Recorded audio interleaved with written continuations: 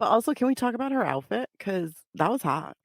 Yeah, yeah, That was super hot. Like, the boots that were almost pants, those were yeah. great. Those were great.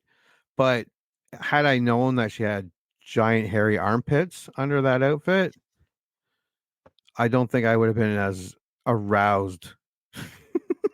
They weren't that bad. They're gross. They just shut up. They scared me more than the worm. I have the same reaction to men's armpit hair. Lights, camera, and action. Welcome to the I Remember Liking That Movie podcast. Remember those childhood movies you loved? We're going to watch them again and find out if they're still as amazing as you remember. Let's get ready to join Anna and Jimmy as they go back and watch those movies you remember being oh so awesomely good. Horror movies that scared. Comedy movies that dared. Damn! And action movies so preposterously ludicrous that they defied the laws of common sense. Now, here's your hosts, Anna Santos and Jimmy Coates.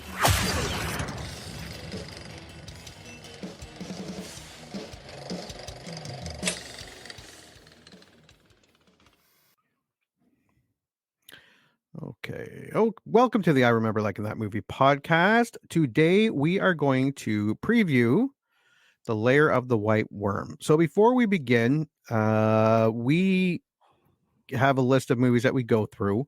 There are 3 movies.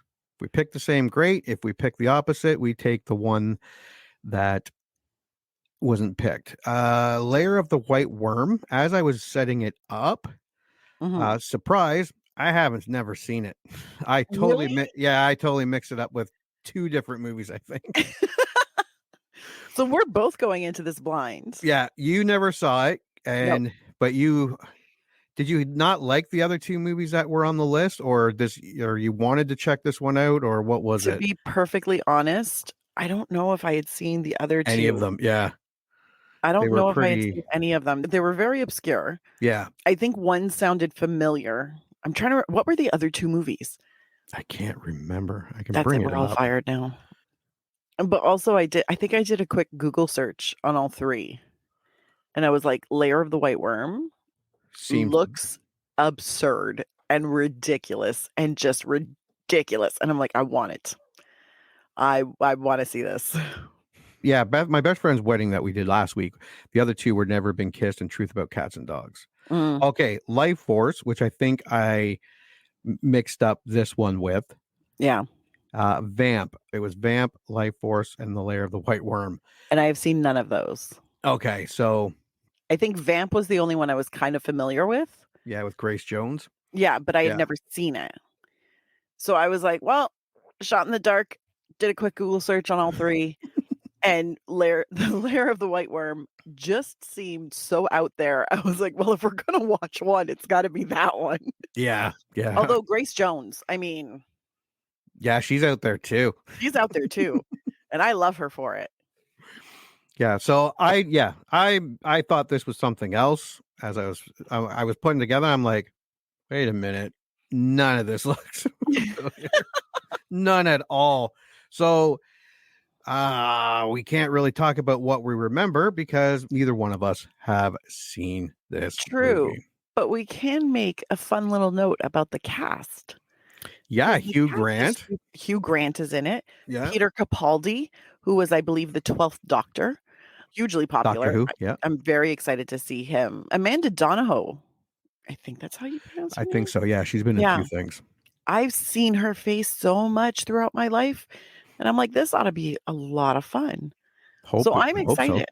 I'm excited to kind of see the younger version of all the peoples. All right, well, let's take a look at the box office of The Lair of the White Worm. It was released October 21st, just before Halloween. Perfect. 1988. It had a budget of $2 million and it grossed $1.189 million. So it didn't recoup its budget, not even close. No, it did not. But mayhaps in streaming after we do this podcast. Yeah.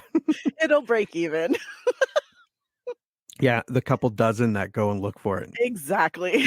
It'll fuck up the algorithm online. Why are like 18 people looking for this fucking movie? Why do people want to watch this now? Of note, it opened in 2 theaters Oh, with a weekend total of 22,155 and came in 18th place. Now, for those listening, so that's about 11,000 and change per theater for 2 theaters. That's actually really good. that's actually really, really good. Yeah, because Those numbers are pretty spectacular. when you look at like these big $80 million and look at the amount of screens it on, Mm-hmm. it is $10,000 to $20,000 per Yeah. screen. So this did all right for 2, but it was the number 1 movie of this weekend was Halloween 4: The Return of Michael Myers. Now this movie also lasted 77 days or 11 weeks with its highest theater count of 32. Okay, see, now when you throw in the theater count with the max being at 32, it's a pretty It's not decent bad. number. Yeah. Yeah.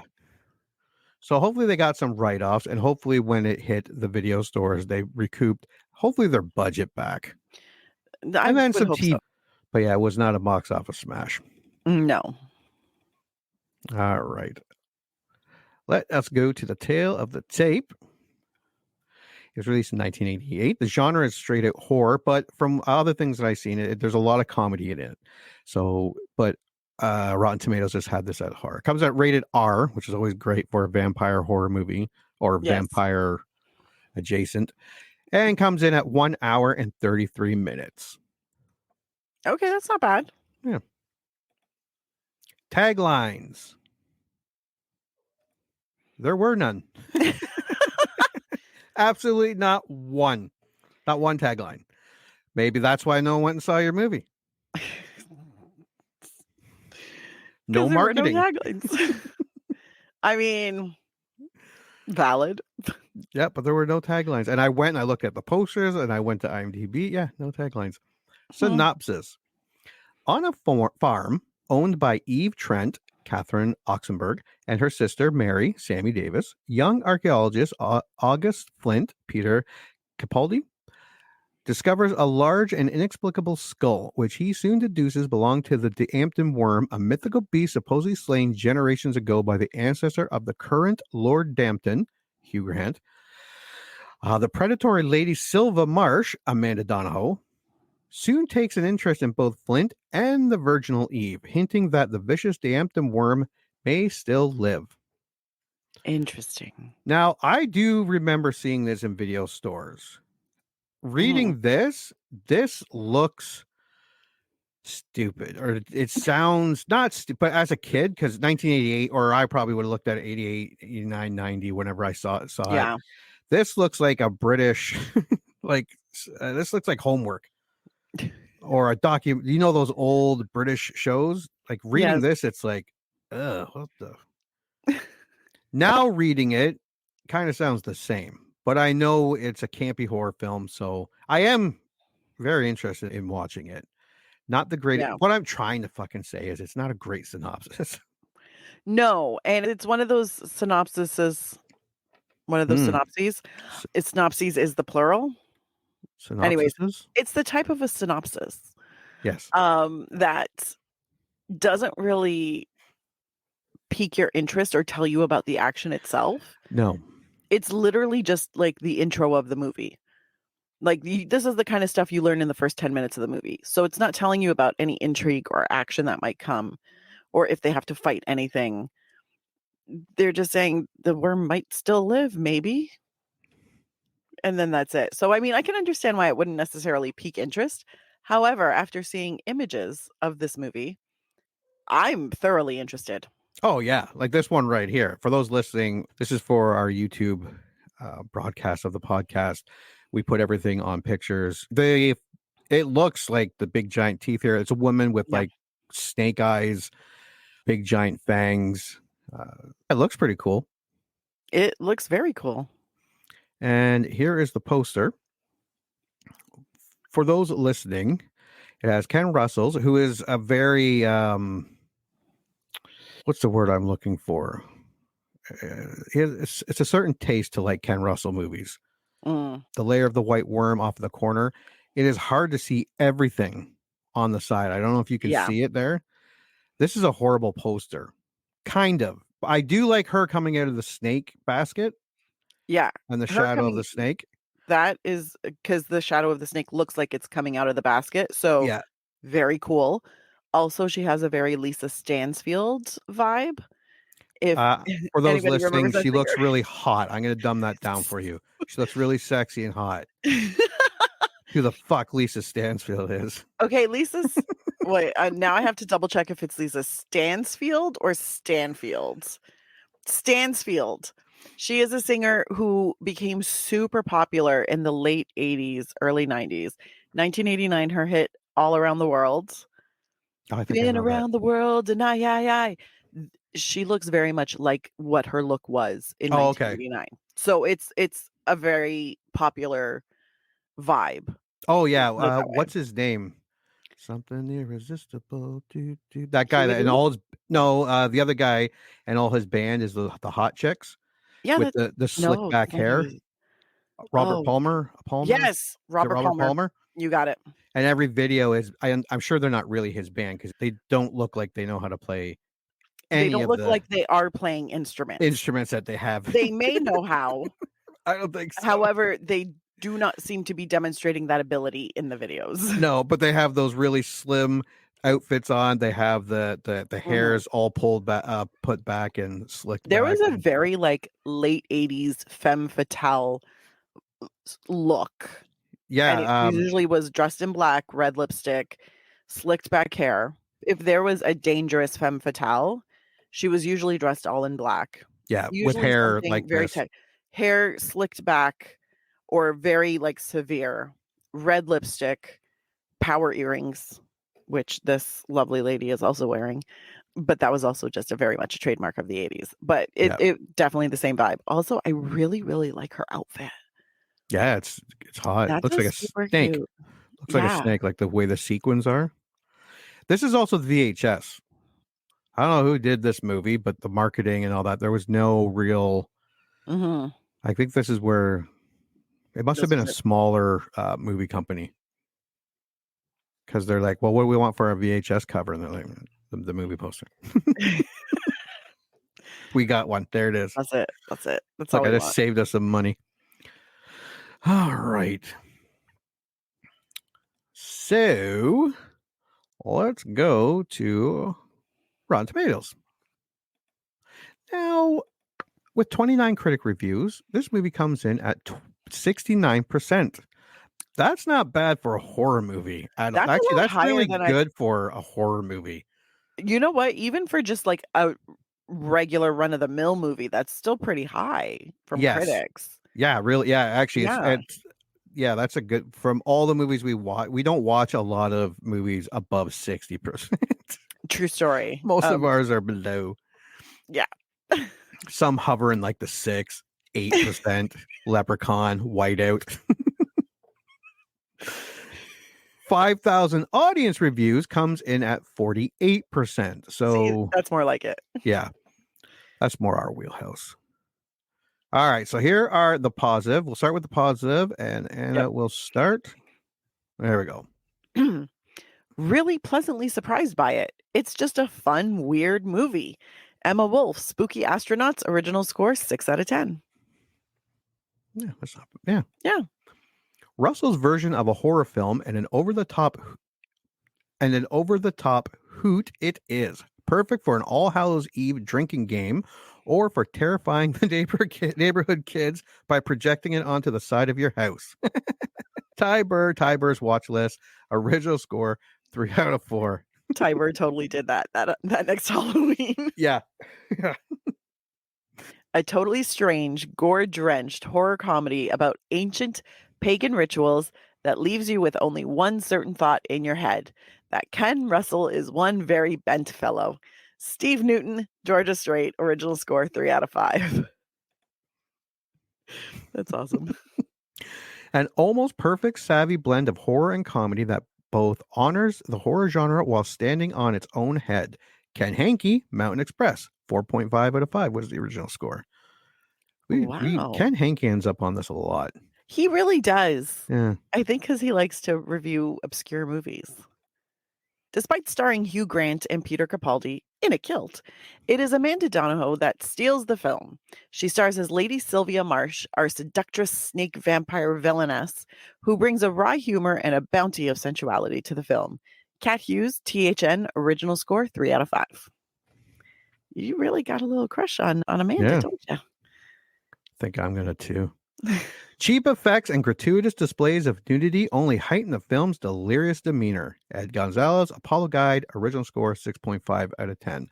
I haven't seen this movie, but these reviews are really helping. Yes. Yes, I'm even more into it now. And that was me or you? That was me. That was you. All right, here are the rotten.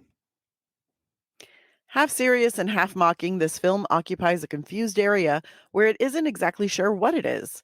James Kendrick, Q Network Film Desk, original score 1.5 out of 4. Damn, James. One of the worst films I've ever seen. Mike McGranagan, Aisle Seat, original score 0 out of 5. Damn, Mike. Don't get a lot of zeros. No. Hated this movie. Russell was once, and no doubt will be again, considered an important director. This is the sort of exercise he could film with one hand tied behind his back, and it looks like that was indeed more or less his approach. Roger Ebert's Chicago Sun-Times, original score 2 out of 4. Now, for Roger Ebert, who is notorious for not liking horror movies, 2 out of 4 is not too bad. I was going to say, I'm surprised it was that high. Yeah. All right, IMDb. With 15,000 user ratings, this movie comes in at 6.0 out of 10. 6 out of 10. That's Again, pretty that's high. not bad. Yeah. Yeah. I'll go. Mm-hmm. A Giant White Worm and Hugh Grant. Jolly good fun. 10 out of 10. The Void. Ken Russell's terrifically toothsome, endearingly eccentric folk horror oddity remains an antidote to the recycled banalities of contemporary horror. 9 out of 10. Weirdling Wolf. That guy used a thesaurus when he was writing this That was movie. so many words. I do like the subgenre of folk horror. I really do like that. So, like from Midsummer and The Wicker Man, that type of stuff. I do like that. A truly warped and brilliant comic horror movie. 8 out of 10. Jack Smith, the King of Horror. Jack Smith, that seems a little like a little bit of hubris, my friend. Hugh Grant's best romantic comedy, 7 out of 10. Coventry. I might agree because he makes a lot of did make a lot of romantic comedies. He did. Yeah. The Benny Hill Show with Bloodshed, 6 out of 10. Jay Thompson, 4-1. That's awesome. I used to love the Benny Hill Show. It was so silly. Even as a kid watching it. I can't remember what channel it was on, but I remember really liking the Benny Hill Show. My mom really liked it. The Ultimate Phallic Symbol. What would Freud have made of this? 5 out of 10. John V. 3. A Very Good Terrible Film. 4 out of 10. Adam's Castlevania 2. A horror comedy negated by peculiar British humor. 3 out of 10. Uriah 43. Interesting. Trash. 2 out of 10. F.W. Dixon. A very stinky horror movie. 1 out of 10. Jacob John Taylor 1. Thank you, Jacob John Taylor. Sounds like a Mormon. I got approached by a missionary today. I was waiting for the bus and he was all like, "Hi." I had my headphones on. He was trying to talk to me and I took off my thing and he's like, "Hi, I'm a missionary." So I looked at his name tag and I was like, "I'm not interested." What was he from another country trying to? No, he was just, I don't know if he was American or if he was Canadian, but he was just like a regular run-of-the-mill white boy teenager. And I was like, "Sir, I am too old for you to talk to me about Jesus. I went through Catholic school, catechism, Sunday school." I'm like, "I'm tired of Jesus. I love him. He's a great guy. Water into wine, good stuff. Dead to alive, great." He wasn't Catholic, right? No, I think he was from the Church of the Latter-day Saints. Yeah, you should have just said, "I'm Catholic." He would have hissed like a vampire does at a cross and ran away. Crawled up the side of a building. I'm sorry, sir. I've had 3. You're like, 3 sacraments have been accepted by me. You cannot harm me with your Latter-day Saintness. Anyways. All right. Box office. We went through the lack of tagline, synopsis, Yeah. reviews. Let's take a look at the trailer. I'm ready. And then we're going to make a prediction.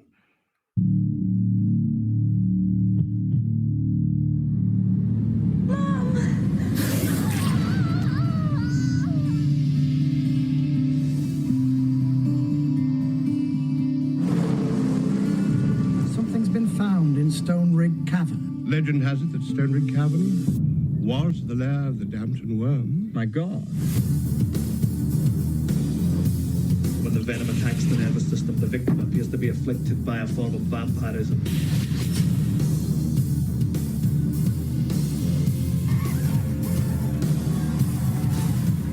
I hear you're having trouble with a snake.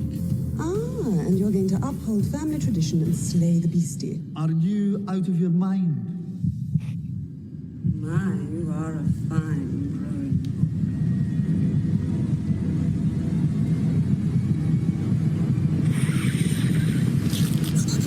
Here's to the first swallow.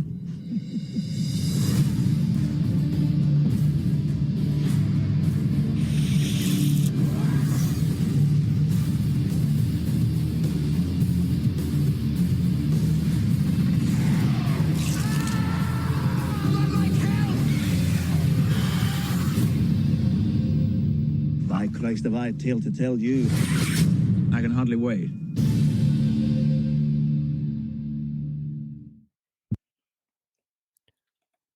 Okay, other than she likes to, instead of biting the neck, she goes for the penises. that boy looked awfully young too. Was that just me? That made me super uncomfortable. Okay, we're probably gonna have to talk about that because I was like, that kid must be like 14. That is not okay. Well, it was the 80s. Other than that, and the penis munching, that looks pretty cool. Honestly, I think it's going to be a lot funnier than I thought it would be. Yeah. Like on purpose funnier, like not just shits and giggles funnier. But I think it's going to be a lot funnier. And I think we're going to get a lot of really interesting one-liners and a lot of like really random. I'm very excited to see it, actually. Actually, so am I now that because I only saw a bit of the trailer while I was setting it up. I noticed a lot of the actors in this movie.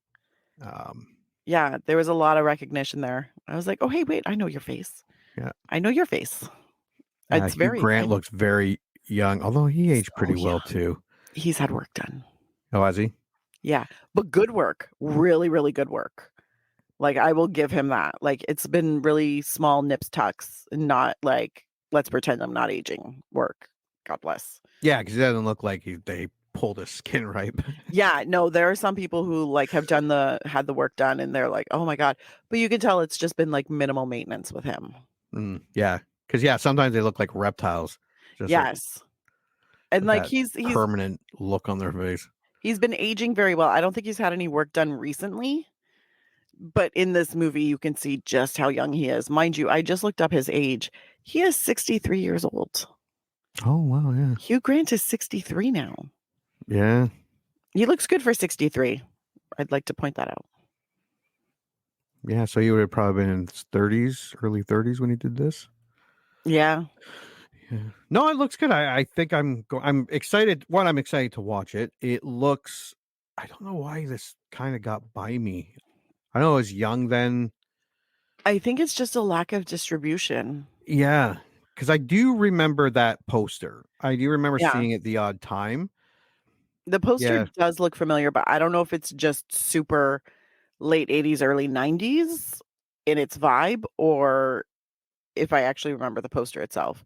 We'll find out. But I think it really is just a distribution thing. Yeah, because if you saw that and you were getting like a movie night with your friends, horror movies, and you read the back, you'd be like, no, let's get Nightmare on Elm Street, or let's get Friday the 13th, or Halloween. Anything. Yeah, something with a crazy killer as opposed to maybe a worm. Yeah, if they would have done a little more, because that trailer does not reflect that synopsis at all. No, I'm excited about watching. I think I'm going to like it. It looks funny. Looks like it's going to be a funny horror movie. I think it's going to be definitely more maybe a gruesome comedy Yeah. is what I would call it. That's the vibe I'm getting from the trailer. Now let's see if it actually delivers on that. All right. Well, we are going to go watch The Lair of the White Worm with Hugh Grant. And when we come back, we are going to review it. You heard them. Movie time. Let's all go to the lobby and get ourselves a treat. And then watch a classic kick-ass movie from whenever the one we're about to watch was made.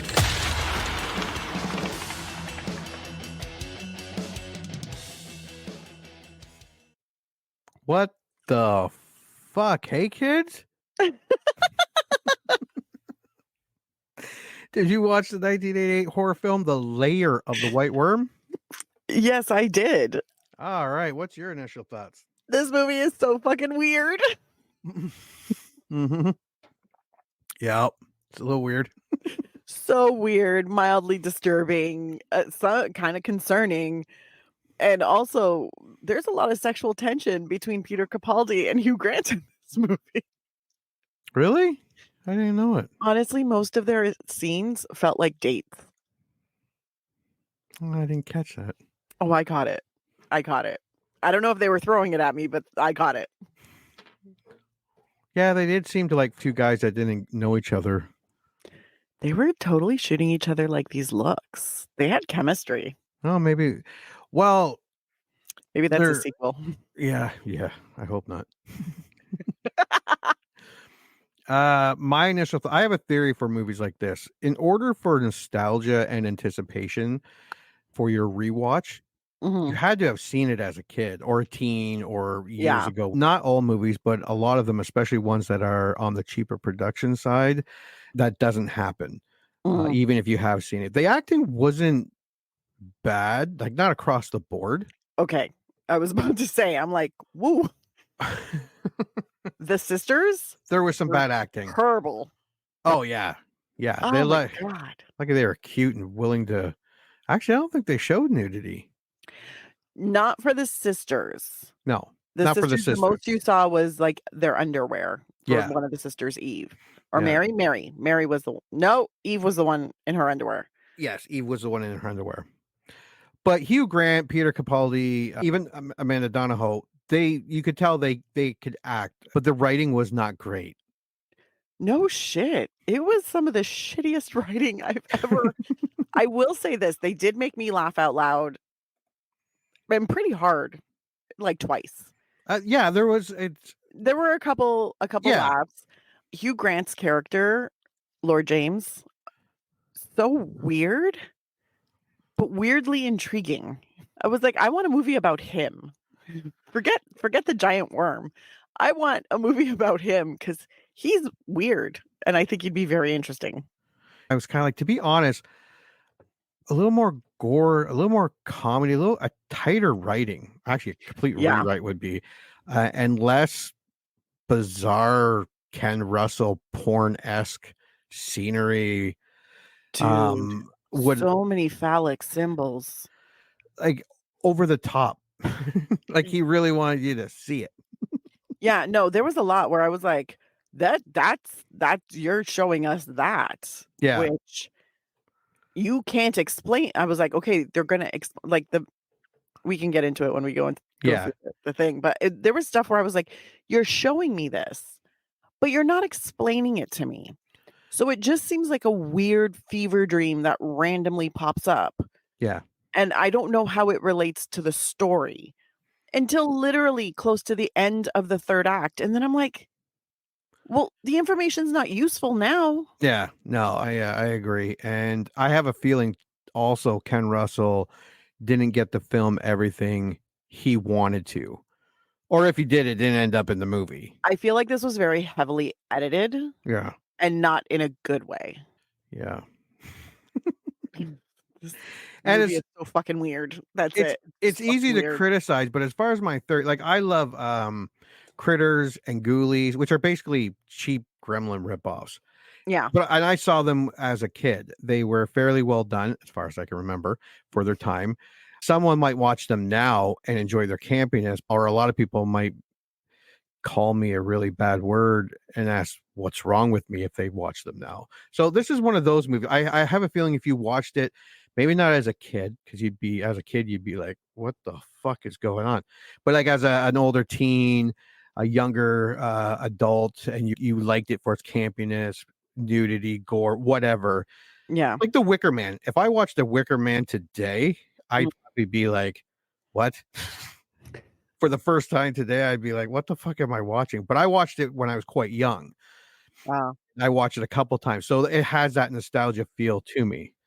I know not Wicker Man's not everyone's cup of tea. While I didn't hate it, I didn't hate it either, like, which surprised me. yeah, I don't think I liked it. Like I didn't love it or anything. I was very not confused by it, but it felt, this is going to sound terrible. I'm sorry, Ken Russell. It felt very amateurish. Oh yeah. This is Yeah, first year film school kind of project feel. This looks like Sam Raimi out with his friends, with his car, out in the middle of the woods, 8mm filming what they can with the little budget that they had. This is not a seasoned director, that Ken Russell. I'm not a huge Ken Russell fan. There are a couple movies that I like of his. The other ones are head scratchers or just garbage. Yeah. But yeah, I didn't hate this movie. I didn't love it. I think I can appreciate it. I enjoyed it at times for what it was. Mm-hmm. Yeah, but there was no 80s or 90s frame of reference of liking it to help. And sometimes when we watch our movies, that really helps. Sometimes it does really help. So you're more forgiving when you're telling people, because you're like, yeah, it's a shitty movie, but memories. Neither of us had memories of this movie. No. Although I will say this, it's so interesting. I got some to now. See, yeah. Has so many memories that will turn into nightmares. Hugh Grant he has so much charisma and charm and you can even presence see on it the screen. here. Like, it's ridiculous. I was like, God, even like it just radiates out of him. Yeah. Peter Capaldi, love him. Yeah, he's great. Also, he looks great in a kilt. Good for you. And secondly, bagpipes. Amen. Hallelujah. When that popped up, I was like, yes, fantastic and weird. There was an Amanda Donohoe. Like, honestly, she's probably one of the fucking weirdest characters I've ever met in my life, but she played it. She played it to the hilt, and she played it right. And her character, even though it could have been campy, her character wasn't campy. She played it straight. She played it straight, which helped, I think. It helped, because even though, like, her character's actions firmly in the camp, like, it's there. There's no way you could take this seriously. She took it serious. Yeah. So you felt very uncomfortable every time she was on screen, because God, you were like, God, what fucked up thing is she going to do now? And it wasn't a, haha, what fucked up thing is she going to do now? You're like, oh God, this is going to make me super uncomfortable, because somehow she makes you feel super duper uncomfortable for things that you're just sitting there going, this is so weird, but I'm so uncomfortable. And I'm not laughing at you. Yeah. Because this makes me like kind of want to puke a little bit. There were a couple times I almost puked, and I was like, also, God bless her for doing absolutely no hair removal on her body. I was going to say that was one of the creepy ones. Armpit hair. Well, when she flips over in the sunbed, I was like, oh, she's going full bush. Good for you. Yeah. I didn't mind that hair. Yeah, when she put her arms up, and I was like, ooh, full armpit hair. And I'm like, was this an 80s thing that I missed? Because I'm like, I remember the Nair commercials. So I was like, where? I think she was supposed to be like this old immortal thing. So why would she do it? She never did it for 10,000 years. Why would she start now? It's the weirdest thing, because I was like, I don't think she has any leg hair. Yeah. With the armpit hair. Yeah, it was. And I'm weird. like, I want to know about the choices. But overall, there was a lot of like odd stuff, and there was a lot of a lot of odd stuff. This was and a lot of uncomfortable and weird stuff, and a lot of stuff that I'm like, who decided this should be in the movie? Yeah. Who made that prop? So much. There's a few things in here. Okay, so let's go over the layer of the white worm. All its armpit hair gloriness. All right. First, I found the synopsis, and it was long and very detailed. And by the Okay. third paragraph, I realized I was reading the novel synopsis of the Bram Stoker book. It wasn't the movie at all. I'm like, I don't remember any of this in the movie. It took you 3 paragraphs right on. Around 3 paragraphs. At least it wasn't the whole thing. No. So I went and got the other one. So Angus Flint is a Scottish archaeology student excavating the site of Covent at Mercy Farm.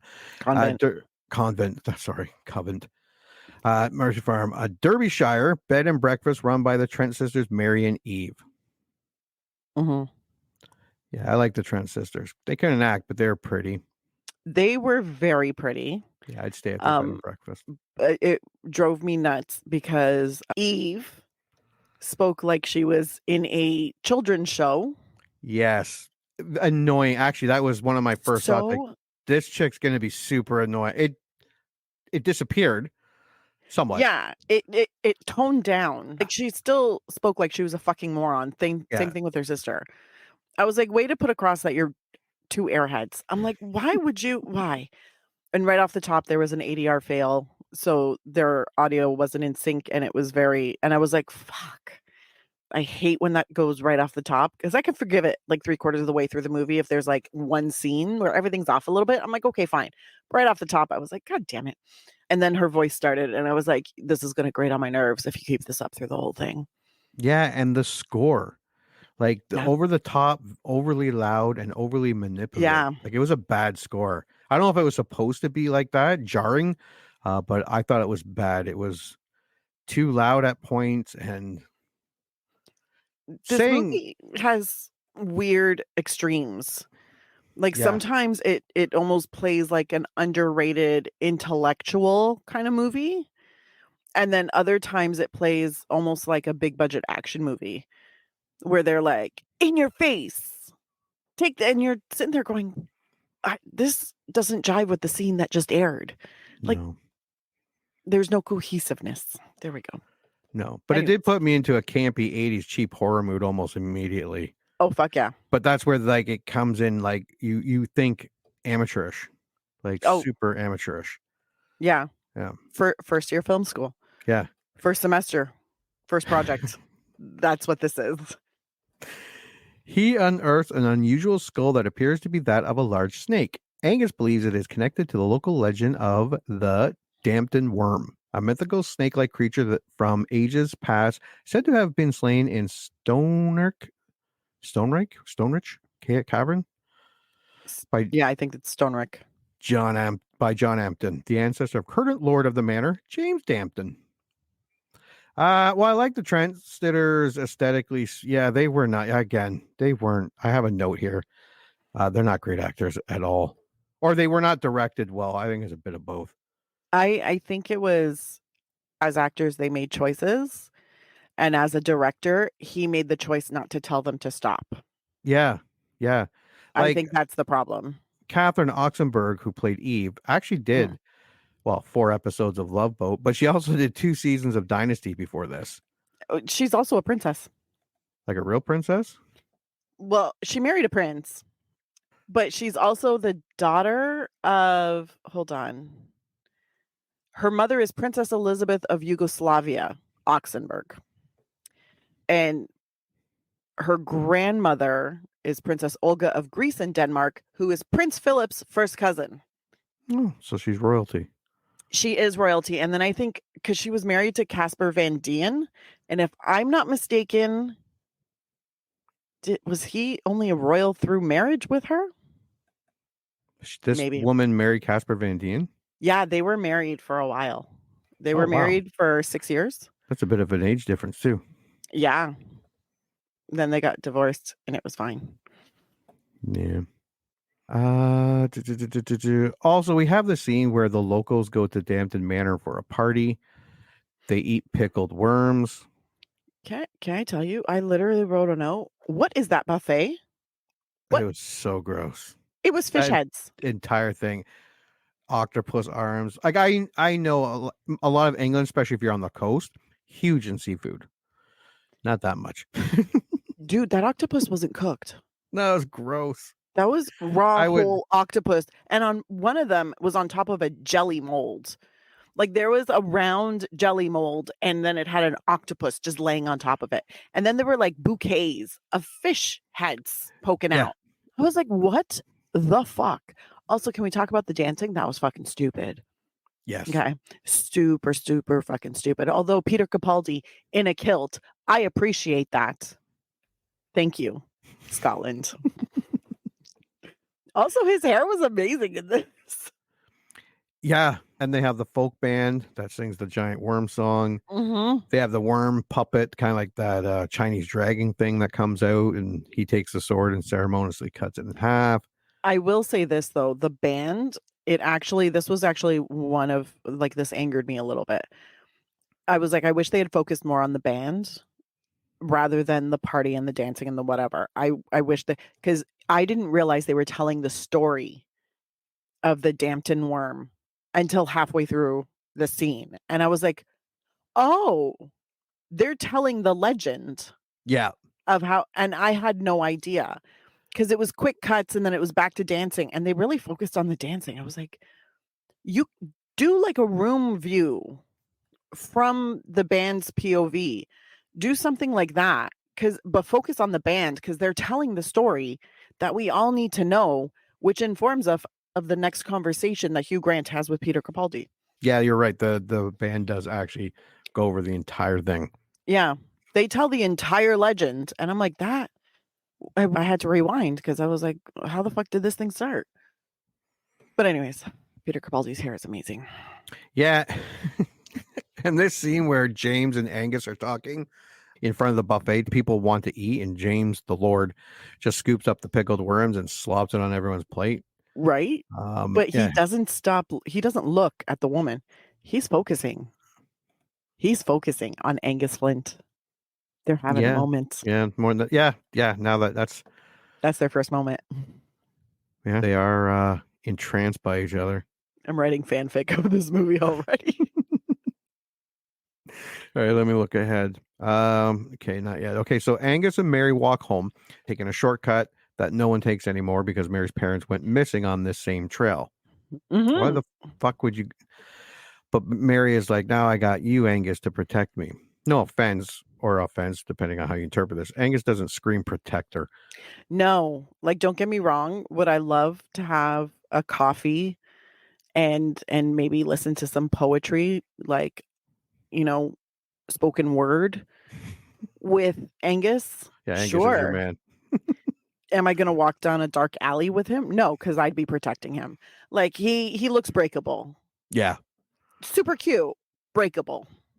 We also get the car driving past on the road, and Mary is like, oh my God, did you see that? And Angus is like, what, the fucking car on the road? And she's all horrified. And much like Angus, I was going, this chick's nuts. Well, she said a car moving fast without their headlights on. I rewound because I was like, I could have sworn I saw headlights. It did have headlights. It had headlights. It's like, what the fuck? How stupid are you? Yeah. Well, she's probably told that the car had no headlight. See, but that's a continuity issue. Oh, yeah, there's a lot.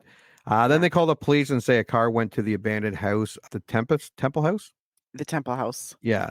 And old Ernie, the constable there, goes to check the place out and is bitten by a venomous snake. And Lady Sylvia appears and helps Constable Ernie into the house and sucks the venom out of his ankle. Because that's not neighborly. And I did check. The European adder or the European viper is found in England. It rarely bites humans and is considered like a mild venom. But they have them.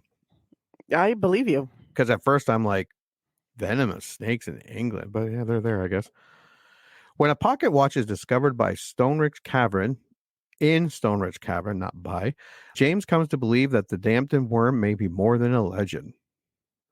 The watch belonged to the Trent sisters' father, who disappeared a year earlier near Temple House, the stately home of the seductive and enigmatic Lady Sylvia Marsh. Lady Sylvia is an immortal priestess to the ancient snake god Dion. For such a simple fucking movie, it's really bogged down by. There's a lot of detail and a lot of like weird. Yeah. It don't make no sense. Anyways, No. She sneaks into Mercy Farm and steals the snake skull before bearing fangs and spitting venom on a crucifix hanging on the wall. Eve later touches the crucifix, absorbing some of the venom, and experiences a disturbing vision involving a crucified Jesus being encircled by a giant serpent while a group of nuns are raped by Roman soldiers. What the fuck was this? I'm sitting there watching going, the fuck is going on? well, and that's just it. Like, it was also just so, because, okay, they show up. What's his name? The police officer shows Ernie. up with the watch. Ernie. Thank you, Ernie.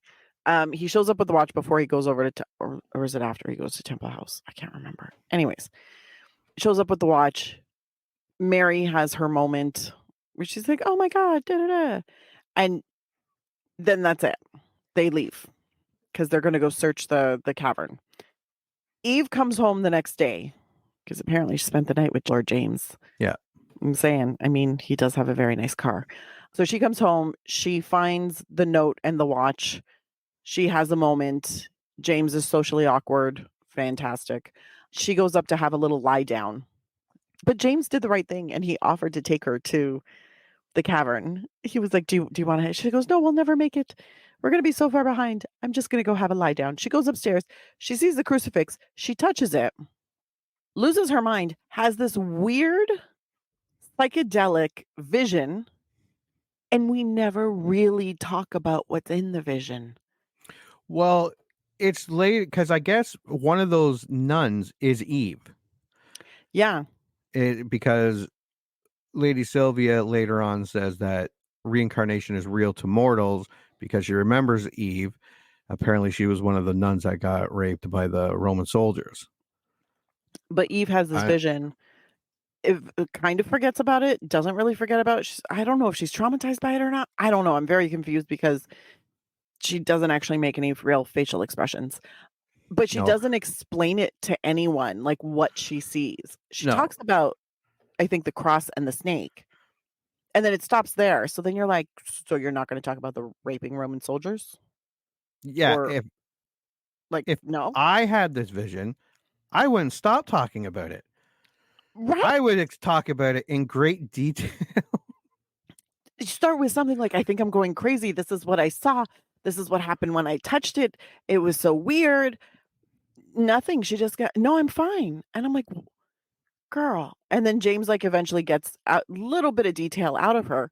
And I was like, and then he just goes off after he makes her a cup of tea. Yeah. Here's your tea. You're okay now. What the fuck? See, but that kind of information would have been very, very important when you say there were sisters, there was Jesus, there was a big ass snake, and then there were Roman soldiers. That's weird. And the snake was a lot smaller. Oh, maybe it grew up. Maybe it grew in size as time went on. I mean, it was like anaconda size on Jesus. Yeah. As opposed to giant worm. With the world. Yeah, it was and it looked weird. And I get it. Debauchery, anti-Christian, all that, Ken Russell, whatever. But yeah, it looked cheap. And maybe that was the point. Or maybe it was budgetary constraint. I don't know. But or maybe it just wasn't very well thought out. Like they thought it's only going to be on screen for 15 seconds. So let's just do something that gets the point across.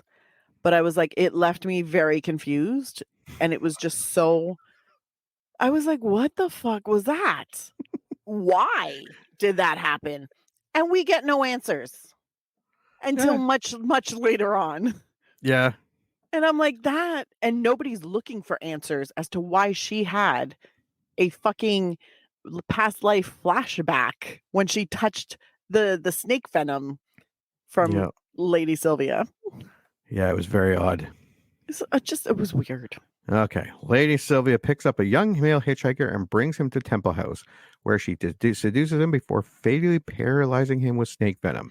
You can't fault this kid for jumping into the car. I would have.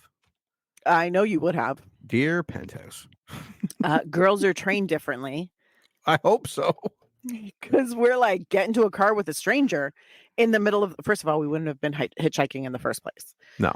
Because we are taught not to do that. But also, he was dressed as a scout. Yeah, he was a scout. I was like, that feels super like child molester. he was going to a hostel, so something tells me that he was. I tried to find out how old this kid was at the time of filming, but I had no luck. He looked very young. He looked very, very young, and I'm sure he was probably because I think the age of consent in the UK is like 16. So, like, I think at 16 they can start drinking, if I'm not mistaken. I think you're So I'm right. sure this kid was probably 16 or 17, but he looked 14, and Yeah. he was dressed as a scout. Yeah. Like, that's a lot of ick. Yeah. You know, and then when he's sitting by the fire with Lady Sylvia, Playing playing snakes and ladders, drinking some brandy out of a snifter, wearing a robe. I was like, this feels very ew. And then he gets bitten in his pee-pee. Yeah, after he's in a big giant bath, which by the way was fucking gorgeous. I'm like, I want Yeah, that was a nice That was nice. bathtub. That was nice. And she's using that super phallic like loofah on him. Yeah. Just rubbing it all over him, and I was like, I feel a little icky. And then all of a sudden she's like lowering her head and he's like, "Oh yeah." And I was like, "Oh god. That's weird." Then her head pops up with the fangs, and then she goes back Yeah. down.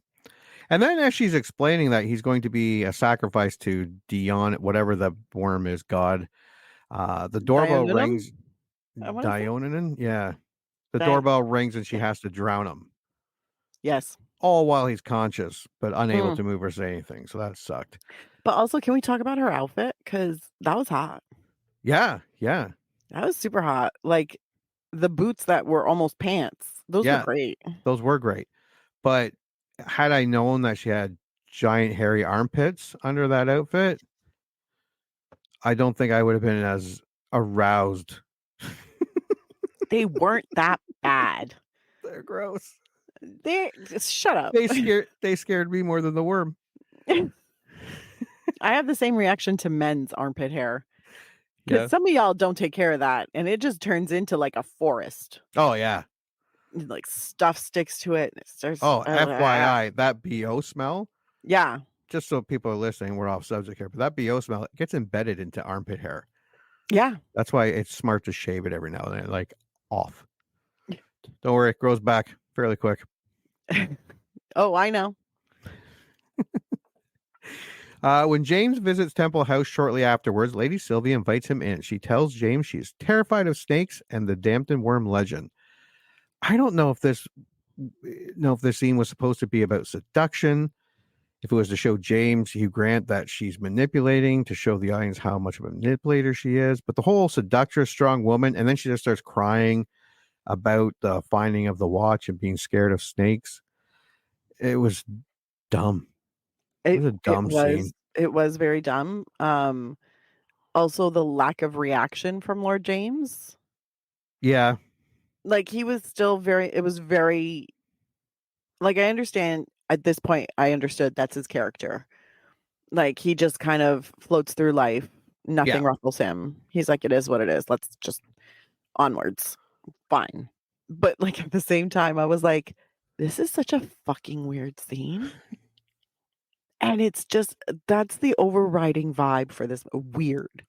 Because there are so many things that happen where you're like, this makes no fucking sense.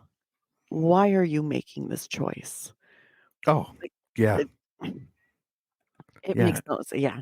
And then he's walking, and like she's got 2 cups of brandy, 2 seats where her and Kevin were playing snakes and ladders.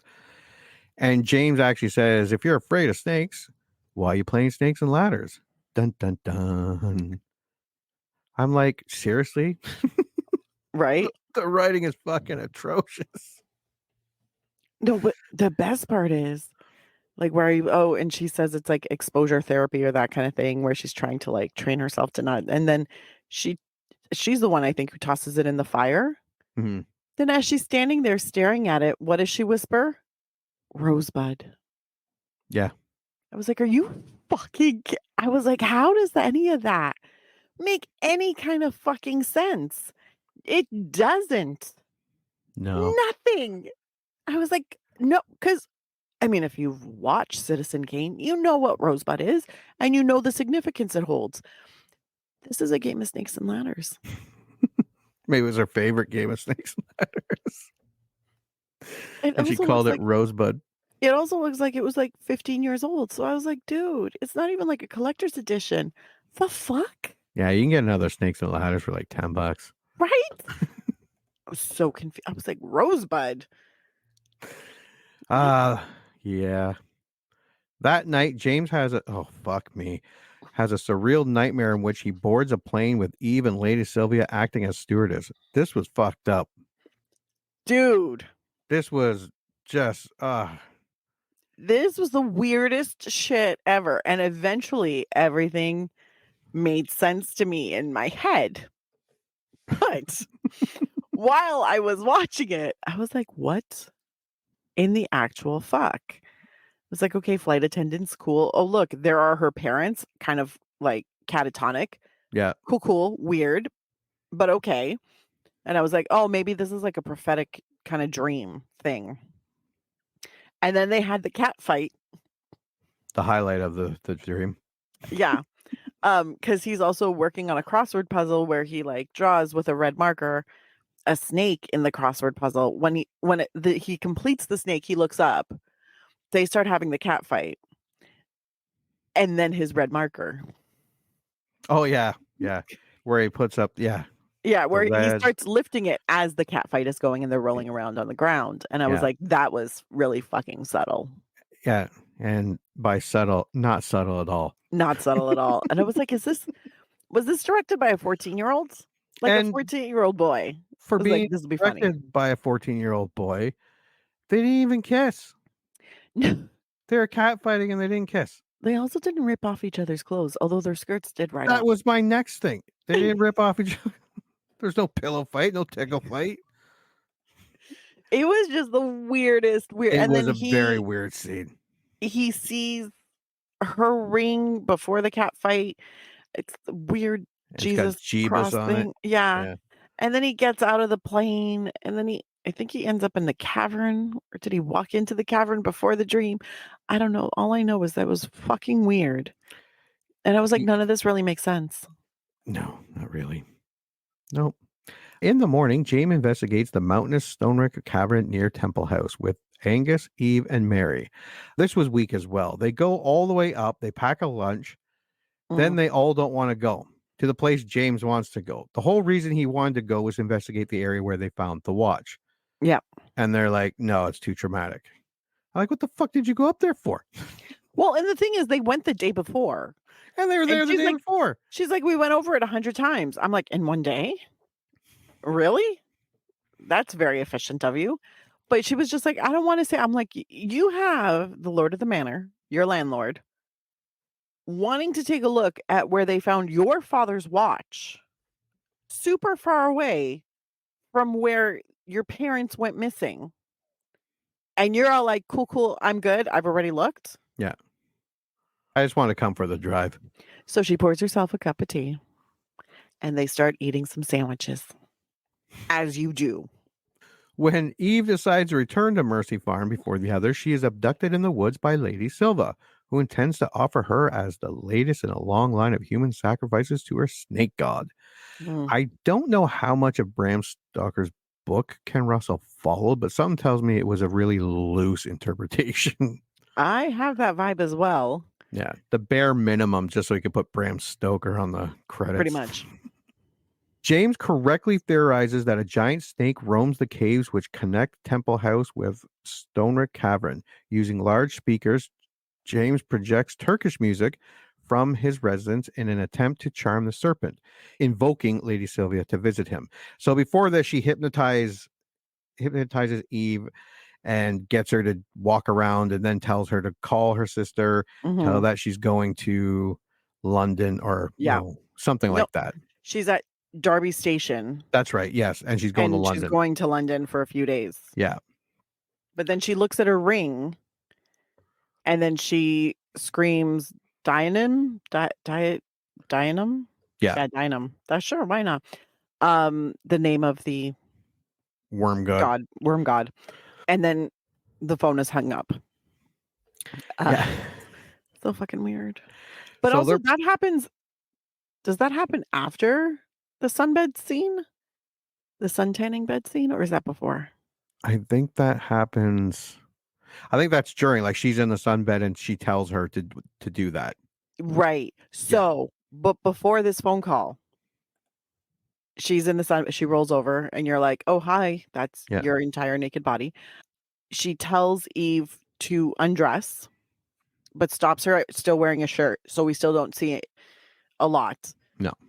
And then she pulls out, like, when she pulled out this thing, I thought it was like some sort of statue or whatever.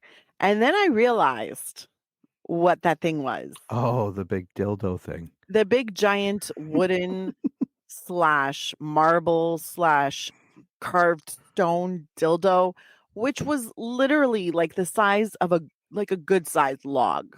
Yeah. And I went, "The fuck?" And then you don't see it on screen. You see it move off screen, and then you see Eve's face a couple times, and I was like, "What the fuck?" Yeah, her eyes get Her eyes really get big, big. she makes a little sound, and I was like, "The fuck?" And then she says, "Oh, good, you've saved yourself, or you've been a good That's girl. right. You're a virgin. So now you get," and I was like, "You couldn't just ask?"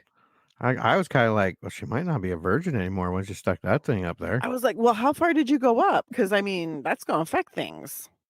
And I was just like, "That is what?" And then she tells her to make the phone call to her sister to tell her she's gonna be on. Yeah. So James is playing that Turkish music. This is where Lady Sylvia pops out of the giant bamboo snake basket thing. Wearing such a fucking fantastic outfit. Yeah, it looked cool. Now, as stupid as this was, they should have made reference for the viewer, like Lady Sylvia being like, "Oh, I'm so tired," and then see her climbing into a basket to take a nap. Like, All this of a was sudden just she a pops out, yeah. random She just all of a sudden pops out of a basket, and I'm basket. like, But yeah, was she playing in the basket? Was she "Do you doing sleep in the laundry and basket? fell asleep? Like, Was she playing hide and seek?" meanwhile, Angus and Mary break into Temple House where they find Eve and Mary's mother, Dorothy, in a trance-like state. I don't think they find Eve here. They do find the mom. No, And they do find Eve. do No, they they find don't. Eve? No, they No. don't. And why is the mom still alive? Like, has she been there the whole time? We don't know. She's watching some weird video with this woman snake. dressed as like a belly Yeah. dancer, putting a snake in her mouth. It's all very odd. I'm like, did she go with Lady Sylvia during the winter months? Because I remember her saying she only comes back during spring and summer. I think it's because snakes hibernate during the winter. Exactly, yes. So, but And she would have just been sleeping through the winter, which means nobody would have seen her or talked to her. yeah, So because she she could have been wasn't in the with house. Lady Sylvia when she arrived at town, unless she was in the trunk in a basket. We just see her drive up, so we don't see her if her car is full or her moving back in. We just know she's awake from her hibernation. But I'm like, why is the mom still alive? Like, they don't, and there's no reason or rhyme for it. And we never see the dad. Well, the dad, I think, was worm food. That's why they found the watch. Oh, yeah, that's right, the excrement. So why keep them on? See, there's so many questions. And I thought virgins were just fed to the worm for her sacrifice. Apparently not. No. It So seems the worm already doesn't give a shit. contradictions. It's all very confusing. Yeah, there's some glaring holes in this movie plot. Dorothy suddenly bares fangs and bites Mary's neck before fleeing, triggering a hallucinatory vision in her. But Angus managed to extract the venom. That was a lot of venom. Right? And why didn't he just spit it out? Like, he got held up, it in his mouth. looked for a glass, and I guess it was like, he didn't want to be rude. Didn't want to get on the carpet. I think it was to show the audience how much venom there actually was, but it was very I think dumb. it's also to show that he kept it. Like he Oh, because he does send it to a lab. That's right. Yeah. To get the antidote. Yeah, he's or really the thick on his antivenom. toes. But I was like, that was a lot of venom. He also held it in his mouth for a really, really long time. Yeah. Like, it was not suck it out immediately, spit it out into a vessel. No. He just held it in there. And I was like, are you telling me you are not drinking any of that? Like, it's getting absorbed. Okay, the tongue is very porous. Yeah. Dorothy then enters James' manor and bites the neck of his butler, Peter, before James cuts her in half with a sword. I will say, James was very calm through this entire thing. Yes. And why didn't the music affect the mother? Like, it affected Lady Sylvia in her home. I know the power went out and the music stopped, but it was playing as the mom ignored it and just watched the snake show. We have no idea. Who took the record when James checked to see if the record just stopped playing and he sees it gone? It must have been Sylvia. Or it must have been the mom. We don't know. And if you're going to sneak into a room unseen and steal a record, sneak in unseen and just kill the fucking guy. Yeah. Why did it have to be Turkish music? Well, I guess it could be because he was playing harmonica. Yeah. And because it was she started making her dance. Yeah. And then the bagpipes. Yeah. Yeah. Okay. At dawn, police officer Ernie arrives at Mercy Farm, summoned by James' phone call. Mary accompanies Ernie, believing they are headed to the police station, but Ernie reveals they are driving to Temple House to investigate the previous night's events. Actually, he says they're picking up Lady Sylvia for questioning. Yeah. Which is still completely odd. If I'm in the car and they're taking me to the police station for any reason, and they're like, oh, but by the way, we're picking up a suspect on the way that we're taking him for questioning. That you guys just a regular car. Yeah. Like, it's not even one that has like a partition. No. And like you can't open the doors from the inside in the back seat. No, it's just a car that says police on the side. Yeah. The fuck? Because she's the suspect, and I don't know. Where am I? I'm just looking for Wikipedia's. Upon arrival, Mary discovers Ernie has been bitten and is under the serpent's spell. Now, has Ernie always been a serpent vampire thing? I think from when he got bit by the regular, and then she bit him. Okay. I think that's from that night. I don't think it was a lifetime thing. This movie could have used another 10-15 minutes to flesh out the story. Tell me about it. Like, to make it, coherent. Or let Ernie explain it to Barry, like he's been Lady Sylvia's pet or henchman for however long, or he got infected when he sucked at the venom. Yeah. When she sucked at the venom. Yeah. There's so much stuff where they give us like nothing. Like, you can kind of piece it together from the meager information that they give you, either through scenes or dialogue or whatever. But for the most part, like, you're half guessing what's happening. Oh, yeah. Angus, using bagpipes, lures Ernie away and kills him as Mary flees into the subterranean space beneath Temple House. He really didn't have a plan here, like other than to play the bagpipes. Yeah. He didn't bring a gun. He didn't bring a sword. Nope. But I think it was a sundial. It really worked. Yeah, that helped him out. Yeah, it helped him out. But also when the bagpipes started playing, I started laughing. I started laughing real hard at that. I'm not going to lie. That's so dumb. I was like, thank you. And he's wearing his kilt too. He's wearing his kilt in all of its kilty glory. And he's like, he had a lot of things hidden underneath that kilt. Where the fuck did the mongoose come from? Not only did he hide he had a grenade, a mongoose, needles, like, what? Antidote serum. Like, what the? I wore a kilt for 5 years in high school. And we didn't have pockets. No. Especially not ones big enough to hide a fucking mongoose. Yeah, I'd buy. Okay, I could buy the grenade and the everything and the else. Serum and the needle. Sure. The really angry mongoose. No. What the fuck? Like all of a sudden he's reaching behind himself and taking out an angry mongoose, and I'm like, where the fuck was that? Angus follows and is bitten and incapacitated by a blue-painted Lady Sylvia, who has morphed into a partial serpentine from in her lair. Did I read that right? Partial serpentine from in her lair. That's the way it says it. Just run with it. Yeah. Just run with it, because it made no sense why all of a sudden she was blue. Yeah. Now, before injecting himself with he injected himself with the snake antidote that he had analyzed and an antidote made in record time. Amazing. Like, I think it was late 80s. But I think it was the same day, wasn't it? Or no, it was the next day. Yeah, it was literally like 24 hours. Because he spit out. Yeah. The fuck? Not even 24 hours. It was like 15 hours. Yeah. Yeah, it wasn't long. Mary is bound as Lady Sylvia prepares to sacrifice Eve to Dionin, who awaits at the bottom of the pit. What the fuck was James and all those other guys doing? Like, James was up in the caverns with all gas. They were gassing it or trying to poison it. I guess nobody explains what the gas is supposed to do. But that seemed very careless and irresponsible. Like, it looked windy up there. Like, the movie didn't show hundreds of livestock just choking out and keying over. Well, I was like, what is the gas for? Are you pumping the cavern full of gas so you can light it on fire? Are you doing it to poison this like snake worm thing? Are you doing it to incapacitate it? Like, what is the plan? All we know is they're pumping gas. You could have had one guy say, "Where do you want us to pump the poison?" Or should we There you start go. pumping how or go? Yeah, it would. But all he says is be careful of that gas. Yeah. And we need to be able to pump it. And we're like, but why? Where? For what? Yeah. We will never find out. Yeah. And this is where Lady Sylvia's armpit hair is revealed. But can we talk about how hot, like, her body is incredible? Oh, yeah. Yeah. It's incredible. Even painted blue. Yeah.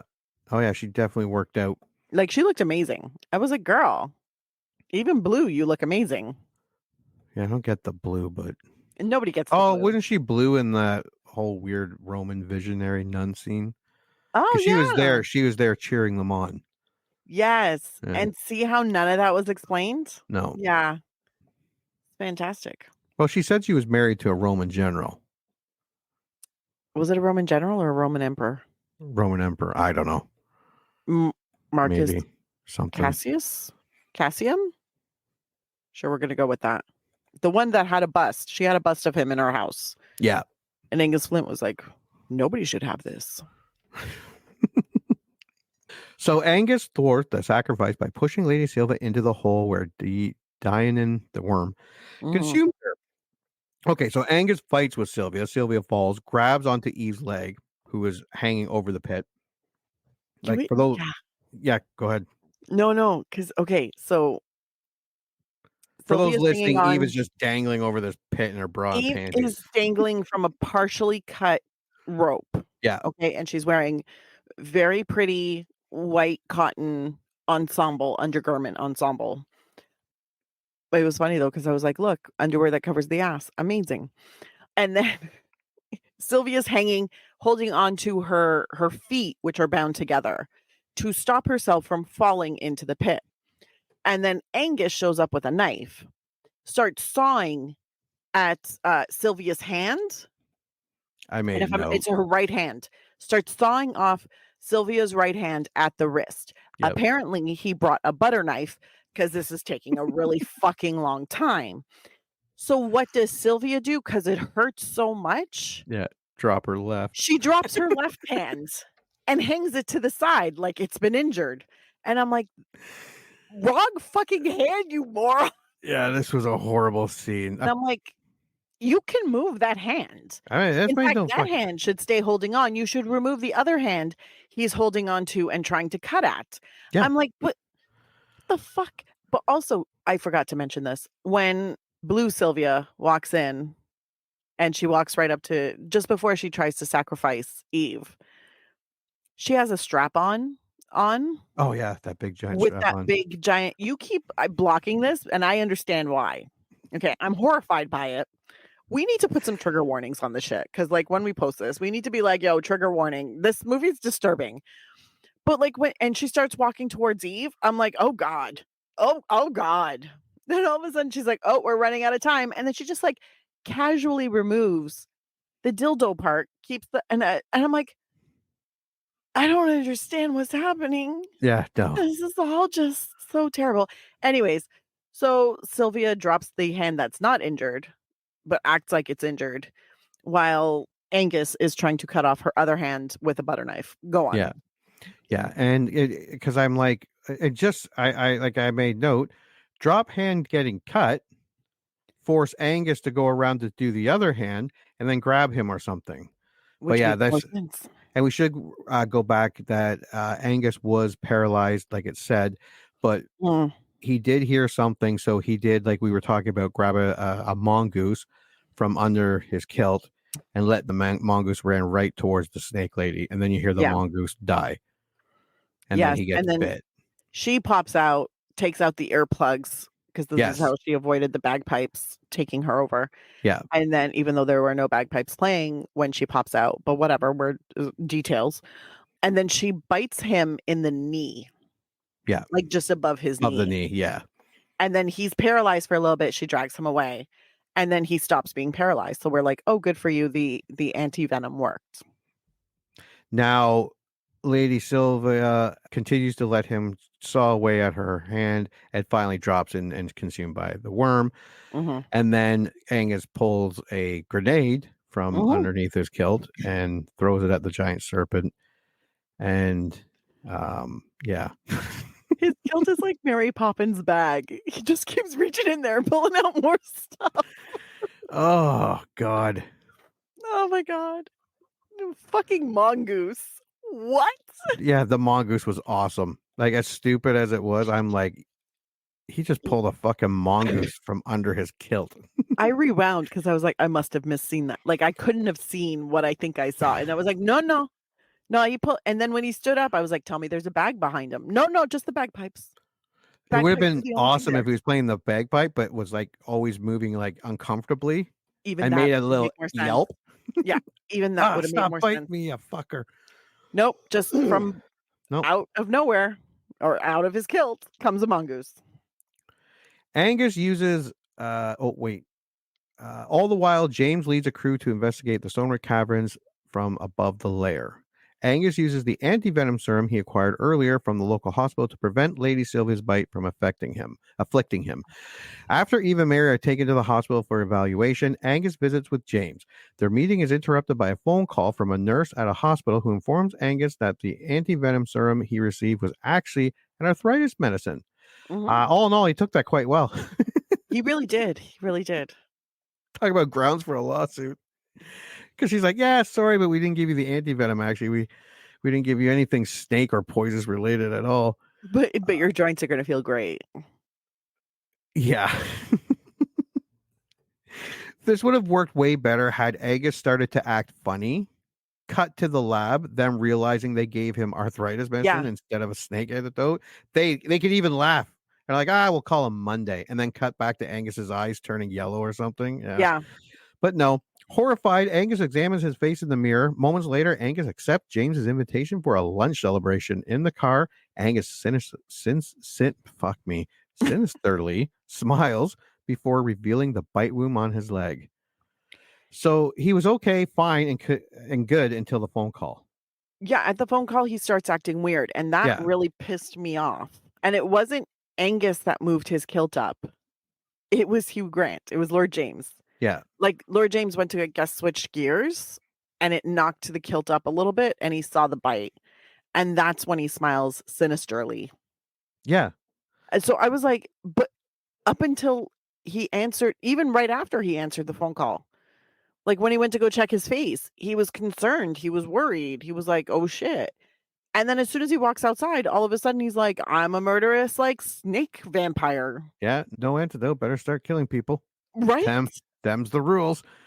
And that wasn't a reveal like the snake bite. It was no secret. If he talked to James, he would have been, I got bit, but I took the antidote, got unparalyzed, killed Lady. Like he would have told the whole story. Yeah. Unless James did not ask.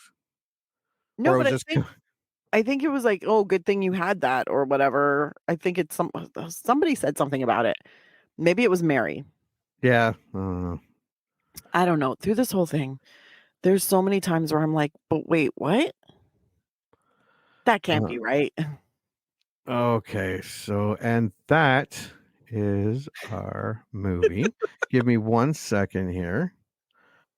So before we do our scores, for those listening, we do a poll on our YouTube page for our subscribers and then ask them if they would buy it, rent it, stream it, or skip it, much like we do at the end of this. And here is what we have. 44% said buy it. This is the perfect horror camp. 27% said rent it. Sex and Horror and Hugh Grant. 8% stream it. Ken Russell nostalgia. And 20% said skip it. Hugh Grant and Sex and Horror. No, thank you. So 44% said buy. 27% said rent. Wow. 8 said stream it, 20% said skip it. And this was 44% buy it. Yeah. Again, if you watched this when you were a kid and liked it, it's that whole, I don't know. Spoiler alert, that's not going to be my score. All right, so that is our movie. That is our YouTube scores. What is your score? My score is stream it. Under no circumstances should you pay money for this movie. It will be a waste. To rent, to buy, I don't even care if they're like 99 cents, you can have it. Don't do it. It's not worth the money. However, if you can find it on a streaming service, I found it on my Hollywood Suite streaming service, so it's there. Is it weird? Fuck yeah. Is it odd? Fuck yeah. Is it confusing sometimes? Fuck yeah. Did I hate it? No. Weirdly, no. I didn't hate it. And I was kind of like, where the fuck are they going? I was kind of invested. Also, Hugh Grant was great in it. Peter Capaldi was great in it. Amanda Donohoe was great in it. Catherine Oxenberg and Sammy Davis, who play the Trent sisters, shittiest, super shittiest. Ernie was a PC Ernie, Paul Brook, a little cockeyed, so I had trouble focusing. But, I mean, he was a very nice man. But it's just so fucking weird. And just mildly, like, disturbing enough that it makes you feel kind of icky and uncomfortable, which I find some horror, especially from like the 80s and the 70s, it'll do that to you. Like, you come out of it unsettled. This unsettles you a little bit, but you can't really pinpoint exactly why it unsettles you, other than the exceptionally large dildos that make they're terrifying. They really are terrifying. But yeah, no, I think it's an experience that I want more people to experience. So we're not alone in this. Please, everybody, watch it if you can, but just don't spend money on it. So I say stream it. All right, stream it. Okay, my score. I did not see The Lair of the White Worm in the 80s nor the 90s. In fact, this is a first-time watch for me. I remember the VHS cover going into different movie rental stores, but I never did rent it. I actually got a couple of different vampire movies confused, thinking that I have saw this. So going in, there was no childhood nostalgia or teen obsessions with anything horror to look forward to. Going into low-budget 80s horror that you have never seen before with less than stellar acting and atrocious writing, while not new, is not always a good thing. Sometimes it can be surprisingly great, a la Sleepaway Camp 2. Mm-hmm. Sometimes it can be downright painful, a la Leprechaun 2. Mm-hmm. This movie is somewhere in between. This is not a good movie. This is not a so bad it's a good movie either. But this is an experience. Go into this movie as a review, and acting, the acting is not being great. The story has so many plot holes. The effects, not so great. The writing is horrible. This from a seasoned director, albeit a very eccentric and unconventional director, but he has made a lot of movies, and most of them before this one. Sometimes this concoction of bad everything makes for a wonderful mix of badness, greatness. Sometimes this just plays like, what am I watching? I didn't want to turn it off. They had something here, and unfortunately it just didn't click. Like, you're watching it going, they have something here. There's something really, they could have made something really great. But I didn't want to turn it off. Like I said, I wanted to see how this whole thing turned out. I'm not mad that I watched it. I streamed it on Tubi. I'm so glad I streamed it. But I'm not 100% I'll ever watch it again. I am glad that I can now say that, yes, I have watched The Lair of the White Worm. And for that, I agree with you. Stream it. If you remember liking it and you have not seen it in a while, give it a stream. But you may not like it as much as you remember. And if you've never seen it, stream it. See a young Hugh Grant, Peter Capaldi struggle to rein in their talent of this B-movie mess. Stream it to see Amanda Donohoe chew up her scenes, because she was pretty good, and wonder why she wasn't front and center through a lot more of this movie and not so much the sisters. Stream it to see some truly bizarre visions and dream sequences that will make you go, what the fuck? So yeah, stream it. Also stream it for Lady Sylvia Marsh's wardrobe, because her fashion was on point through this entire movie. Oh yeah, like whoever like her white was the wardrobe department fucking killed it. Yeah. Fucking killed it. Yeah. Her outfits were great. Yeah. So, I mean, if you're a big fan of fashion, especially from watch it just for her scenes to see what she's wearing. That's who she reminded me of. We were talking about this at the beginning. Sean Young. Oh, yeah. Sean Young looked a lot like this back in the day. 100%. Very nice. Yeah. Sorry. But yeah, no, I just wanted to highlight that because like whoever was on wardrobe, killed it with her character. Everybody else's character, man, but her character, like there was stuff where I was like, man, you got that from a vintage shop. I know you did. You went down to like Portobello Market and you found that because so good. But yeah, it's an experience. This movie is an experience, and I think everybody should experience it. Just experience it for free, okay? Absolutely, 100% stream it. Like I said, it's not the worst thing I ever saw, but I would not want to spend money on this. But even if you haven't seen it, it is definitely an experience. It's kind of like going to like watch a high school play, and it's super terrible, but you don't want to walk out because you're like, I just want to see how weird and bad it can get. So you stay. That's what this movie's like. I was like, I want to know where they go with this. I want to know. All right. So was there anything else you'd like to add? No, I think that's it. This one really, I don't want to say it did a number on me, but it kind of did. This was a really fucking weird movie. Like I spent most of it just being like, what? The last note I wrote after watching this movie was, this movie is so fucking weird. Like, it's just weird. Yeah, no, I wasn't expecting it. I was expecting campy horror comedy, and we got a bit of that, but we got a lot more of the weirdness. Yeah. I'm not mad at it. I'm just surprised by how weird it was. Like, I was like, wow, you guys were really swinging for the fences. Yep. But anywho. All right. Well, thank you for going back to 1988 and looking at The Lair of the White Worm. Yeah, again, stream it, Tubi. Yeah, don't pay for this shit, man. No, don't pay for this shit. And until the next movie we remember liking. Congratulations, you just had one of your childhood movie memories vindicated, or they just eviscerated it. I don't know. This is a generic one-size-fits-all type of ending to the podcast. So thank you for listening, and please join Anna and Jimmy next time for another episode of the I Remember Liking That Movie podcast. If you dare to go back and watch that movie you remember liking,